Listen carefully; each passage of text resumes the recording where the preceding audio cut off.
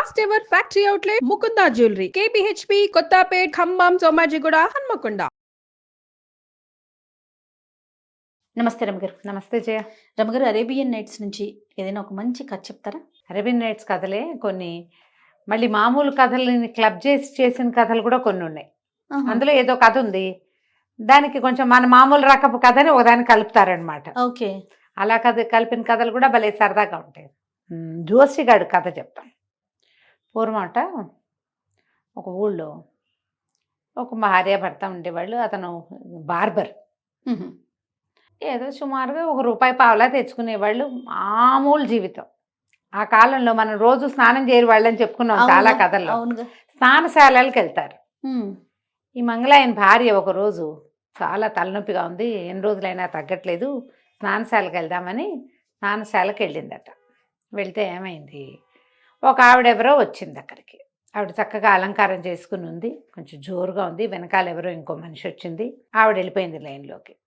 అదేంటండి నన్ను పంపించలేదు, ఆవిడ పంపించావు, నేను ఇంకా 5 నిమిషాలు ముందే వచ్చా కదా అనేసరికల్లా ఆ వీడున్నట్ట పనివాడ ఉంటాడుగా మేనేజరు. ఆవిడ ఎవరనుకున్నావమ్మా, ఆస్థాన జ్యోతిష్కుడు భార్య. ఆవిడకి ఇవ్వాలిగా ఫస్ట్ ప్రిఫరెన్స్. అంతే. ఆవిడేమైనా సామాన్యురాలు అనుకున్నావా? ఆవిడ వెనకాల ఎవరున్నా సరే ముందు వాళ్ళందరినీ పక్క పెట్టాలి, ఆవిడని పంపించాలి అంతేనన్నాడు. ఒళ్ళు మండిపోయింది. ఇప్పుడు జ్యోతిష్కుడికి కాదు, వాడి పెళ్ళానికా ఇంత గొప్ప? మరి ఒళ్ళు మండి ఇంటికి వెళ్ళిపోయింది. మొగుడిని తెగ తిట్టింది. ఇంటికి వెళ్ళి, నువ్వు జోసిగాడి అయిపోవాలి ఇప్పుడు అర్జెంటుగా, నువ్వేం చేస్తావో నాకు తెలియదు, లేదా నేను నీకు ఇచ్చేస్తా విడాకులు, నేను నీతో ఉండను, ఏమైనా సరే నువ్వు మన పెళ్ళి రద్దు చేసుకుంటావా, జ్యోతిష్యుడు అవుతావా తేల్చుకోమని.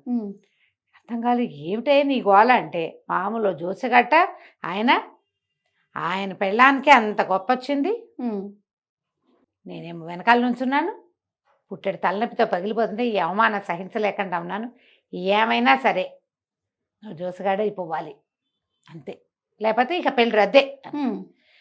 సరే ఆలోచించి ఈ నీళ్ళంతా వెతికి చూస్తే వాళ్ళ ఇంట్లో పిల్లలు ఆడుకునే గవ్వలు పాచికలు అలాంటివి ఉన్నాయి. ఓ పాత తాటాకులు కట్ట కూడా ఒకటి ఉంది. సరే ఆ తాటాకులు కట్ట, ఆ పాచికలు, ఆ తర్వాత ఏమో ఆ గవ్వలు పుచ్చుకుని వెళ్ళి ఆ స్నానశాల దగ్గర కూర్చున్నాడు. ఇలా వెళ్ళిపోతానంటోంది. ఏం చేస్తాం మరి, ఏదో 2 రోజులైనా జ్యోతిష్యం చెప్తామని వేషం వేస్తే ఏమైనా ఒప్పుకుంటుంది అనుకున్నాడు. ఓకే. ఈ టైం బాగుండి ఆ రోజు యువరాణి స్నానానికి వచ్చింది. మామూలుగా స్నానాలకు వచ్చేటప్పుడు ఎటా ఉన్న వాళ్ళు అట అలంకారాలు అవి చేసుకుని రారు. స్నానానికి వెళ్ళేటప్పుడు ఎట్లా చేస్తారని నగా నాణ్యం అన్నీ దిగబెడిచి కొంచెం లేతరంగా వచ్చి సింపుల్వి బట్టలు కట్టుకుని పొద్దుటి పూట వస్తారు. ఆవిడేం చేస్తుంది, మొత్తం నగలు నాణ్యాలు పైన పెట్టుకునేవి, చెవులకు పడిన బొచ్చెడున్నాయి, బోర్డు నగ, మొత్తం నగలన్నీ ఊడ్చేసింది ఇంటి దగ్గరే. అయితే స్నానశాలకు వచ్చాక చూసుకుంది, వేలికి బిగుతుగా ఒక ఉంగరం ఉంది ఆవిడకి. ఈ ఒళ్ళు తోమేటప్పుడు మరి వేళ్ళు కూడా తోమించుకోవద్దు, అందుకని ఏం చేసింది, ఈవిడితోటి ఒక దాసి వచ్చింది. ఈవిడ ఉంగరం తీసి దాసి చేతిలో పెట్టి, నాన్నిచ్చిన ఉంగరమే జాగ్రత్తగా పెట్టు అంది. సరే దాసి కూడా ఆ ఉంగరాన్ని ఎక్కడైనా దాచబెట్టాలి, తను కూడా వెళ్ళాలి లోపలికి. ఏం చేసింది, ఈ స్నానశాలకు గోడల్లో చిన్న చిన్న కంతలు ఉన్నాయి. ఒక కంతలో ఆ ఉంగరాన్ని పెట్టి తన జుట్టుని ఇట్లా మెలిదిప్పి గుర్తుగా అందులో పెట్టింది. కంతలో గుర్తుగా ఆ ఉంగరం బయటికి కనపడకుండా జుట్టు అడ్డం పెట్టింది. జుట్టు తనకు కూడా గుర్తుంటుంది కదా. లోపలికి వెళ్ళిపోయారు. ఇక అమ్మాయి గారు ఒళ్ళు తోమారు. సరే స్నానం అయింది, అన్నీ అయిపోయిన తర్వాత ఆవిడ శుభ్రంగా మంచి బట్టలు తీసుకొచ్చింది ఓ బ్యాగ్ తోటి. ఆవిడ పాత బట్టలు అక్కడ పడేసి శుభ్రంగా కొత్త బట్టలు కట్టుకుంది. మరి ఉంగరం ఏదే అంది. ఉంగరం అనగానే మర్చిపోయింది. తన్నుకు చచ్చిన ఆ ఉంగరం ఎక్కడుందో గుర్తురాపోయేసరికల్లా యువరాణి ఇంత ఎత్తులు లేచింది. స్నానం చేసి ఫ్రెష్గా ఉందేమో, ఇంకా జోరుగా కూడా లేచింది ఆవిడ.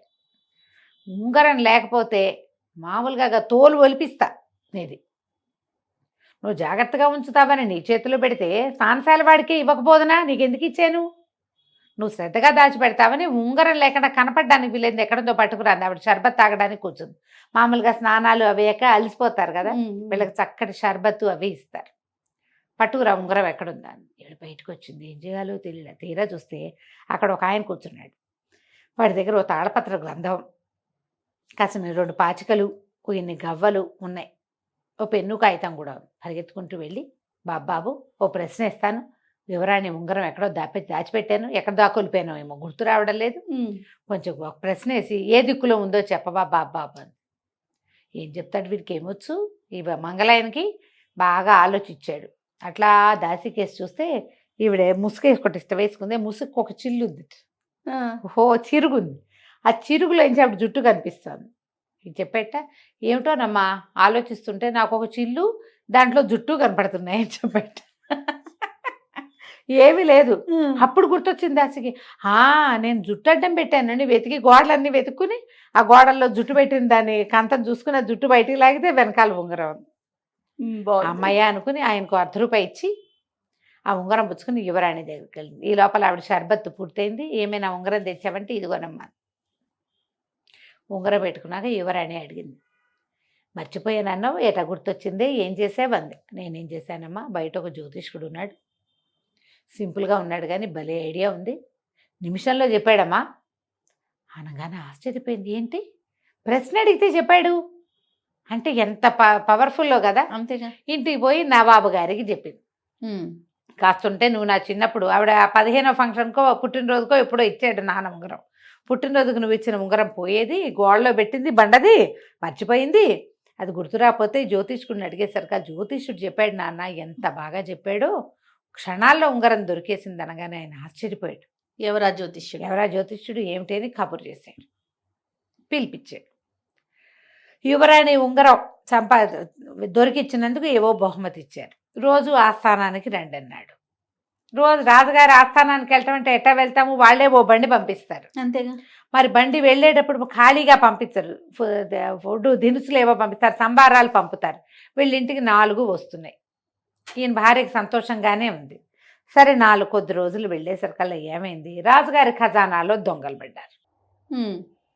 దొంగలు పడేసరికల్లా ఈయన ఆస్థాన జ్యోతిష్కుడిని వదిలిపెట్టి ఈయన దగ్గరకు వచ్చి, మీరు మహానుభావులు, పోయిన ఉంగరం పోయినట్టే పట్టేశారు, కాబట్టి పోయిన ఖజానాని పట్టుకోవాలి, మీకు 40 రోజులు గడువిస్తున్నా, 40 రోజుల్లో ఖజానాని వెతికి పట్టుకోండి.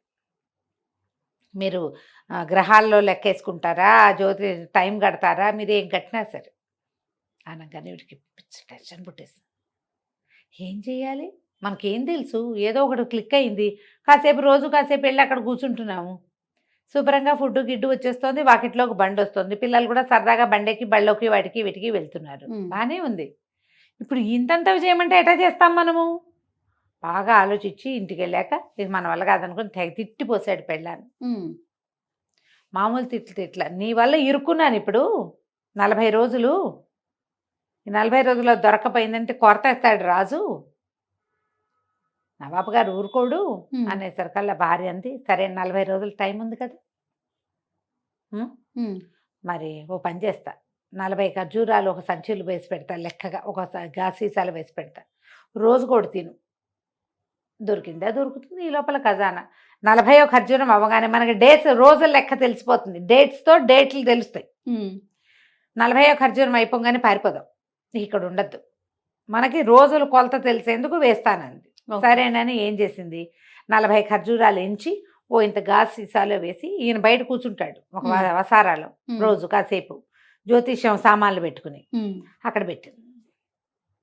ఆ రోజు చీకటి పడ్డాక ఏమైంది, ఊళ్ళో అంతా చెప్పుకున్నారు, కొత్త జ్యోతిష్కుడికి, యువరాణి ఉంగరాన్ని కనిపెట్టిన బ్రహ్మాండ నాయకుడికి దొంగతనం కేసు అప్పచెప్పారు. ఆయన 40 రోజుల్లో గ్రహాలని అంజనం వేసి పట్టేస్తానన్నట్ట అనగానే సరే దొంగల ముఠాకి ఈ సంగతి తెలిసింది. ఆ దొంగలు వీడి అదృష్టం బాగుండి 40 మంది. వాళ్ళల్లో ఒకడు వచ్చి ఈయన సంగతి ఏమిటో చూద్దామని వచ్చాడు. వాడు చీకటి పడే వేళకి వీళ్ళ వాకిట్లోకి వచ్చేసరికల్లా ఆవిడ ఆ సైగ చేసింది, అతనిలో ఒక ఖర్జూరం నోట్లో వేసుకో, చీకటి పడింది, రాత్రి ఆహారానికి అనమాట ముందు. ఈయన అందులోంచి 1 తీశాడు, 1 అని ఇంకా 39 ఉన్నాయి అన్నాడు. ఈ బయట నుంచిన వాడికి ఏమర్థమైంది, ఒకడు వచ్చాడు ఇంకా 39 మంది ఉన్నారు అంటున్నాడని అర్థమైంది. అయ్య బాబో వీడు కనిపెట్టేశాడు, లెక్కకొకళ్ళని చొప్పున అప్పచెప్తాడు ఏమిటోనని పరిగెత్తుకుంటూ వెళ్ళిపోయి వాళ్ళ నాయకుడికి చెప్పాడు. ఆయన 40 మంది ఉన్నారని తెలుసండి, ఆయన కనిపెట్టేశాడు, ఒక్కొక్క విషయం కనిపెడుతున్నాడు, నేను వాకిట్లోకి వెళ్ళంగానే ఒకడు వచ్చాడు ఇంకా 39 మంది ఉన్నారంటున్నాడండి అంటే నీ మొహం అంతలా ఎలా తెలుస్తుంది, జ్యోతిష్యాలు గిస్యాలు నేను నమ్మనన్నాడు. రెండో రోజు రెండో వాడు వెళ్ళాడు. ఈయన 2 ఇంకా 38 ఉన్నాయి అన్నాడు. మూడో రోజు 3, నాలుగో రోజు 4, ఇక రోజుకొకడు వచ్చాడు. ఈయనేమో రోజుకొక లెక్క చెప్తాడు. వాళ్ళు టంచనగా సాయంకాలం ఆయన ఖర్జూరాలు నోట్లో వేసుకునే టైంకే వస్తున్నారు. ఓకే. 39 రోజులు గడిచిపోయినాయి. 39వ రోజు సాయంకాలం వీళ్ళ నాయకుడే నిజంగా వీళ్ళు అంటున్నది కరెక్టా కాదా చూద్దామని వచ్చాడు. అన్నిట్లోకి అట్టడుగున ఉన్న ఖర్జూరం పెద్దది. ఈయన బయటికి తీసి 40యోది కూడా వచ్చేసింది, ఇది పెద్దది అన్నిటికంటే, దీంతో సమాప్తం అని ఆ ఖర్జూరం వలిచి నోట్లో వేసుకోగానే ఈ బయట ఉన్నవాడు నాయన నేనే పెద్దవాడిని, నేనే నాయకుడిని కూడా వీడు కనిపెట్టేశాడు. జ్యోతిష్యుడు మామూలు వాడు కాదని లోపలికి వచ్చేసాడు. వచ్చి బాబు మమ్మల్ని క్షమించు, మమ్మల్ని వదిలిపెట్టాయి, మమ్మల్ని పట్టించొద్దు, మా 40 మంది నీ కాళ్ళు పట్టుకుంటాం, నీకు 4 బానిసలను ఇస్తా, మరి పైన డబ్బులు ఇస్తా, మొత్తం దొంగిలించిన ఖజానా అంతా తెచ్చి అప్పచెప్తా, మేము మాత్రం జైల్లో పడకూడదు, ఇక్కడి నుంచి వెళ్ళిపోతే బతుకుంటే బలిసాగు తింటాం, ఖజానా దొరికిందంటే దొరికామా మేము ఇంకంతే కదా, మా జీవితాలు జైల్లోనే తెల్లారిపోతాయి, మొత్తం ఖజానా సొత్తంతా తెచ్చి నీకు అప్పచెప్తాను, నీకు పెద్ద బహుమతి ఇస్తాను, 4 బానిసల్ని సహాయానికి ఇస్తాను, 4 కంచరగాడిదలు ఇస్తాను, మమ్మల్ని వదిలిపెట్టే బాబాని బతిమలాడుకున్నారు. ఇంకేం చేస్తాడు, సరేనన్నాడు. పారిపోదామన్నా ఛాన్స్ లేదు ఇప్పుడు. వాడు తెల్లవారేసరికి గాడిదల మీద వేసుకుని వచ్చి ఆ ఖజానా సొత్తంతా అప్పచెప్పేశాడు. అవి పెద్ద పెద్ద పెట్టెలు, 4 పెట్టెలు, 4 పెట్టెలు తెచ్చి అప్పచెప్పాడు. వాకిట్లో 4 బానిసల్ని 4 గాడిదల్ని నుంచోబెట్టాడు. అక్కడి నుంచి 2 మూటలు తెచ్చిచ్చాడు, డబ్బులు వాడుకోండి, మా జోలికి రావద్దు, ఎప్పుడైనా ఇక ముందు మేము చిన్న పన్న దొంగతనాలు చేసి మా కేసులు నీ దగ్గరకు వస్తే నువ్వు మమ్మల్ని వదిలేసేయాలి, మమ్మల్ని పట్టించకూడదు, మేము నీకు బహుమతి చేస్తాం ఏదో ఒకటి. ఏం చేయాలి, తెల్లవారేసరికి అలా ఖజానా దొరికింది అన్నారు. రాజుగారి దగ్గరికి పట్టించుకెళ్ళారు.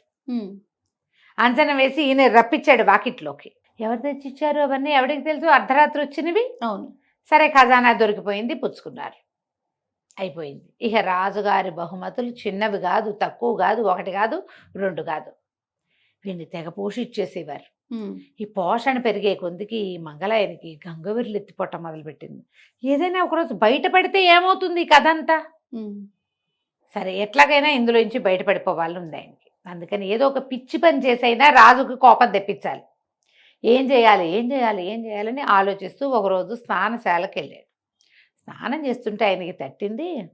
ఏం చేశాడు, తడిట తువ్వాలు, ఒళ్ళు నుంచి సబ్బు నీళ్లు గారుతూ, తడి బట్టలు, ఒక టవల్ చుట్టుకున్నాడు. అదేమో శుభ్రంగా నానిన తట్టవలు పట్టుకుని ఉన్నాడు. గబుక్కుని పరిగెత్తుకుంటూ బయటకు వచ్చేసాడు.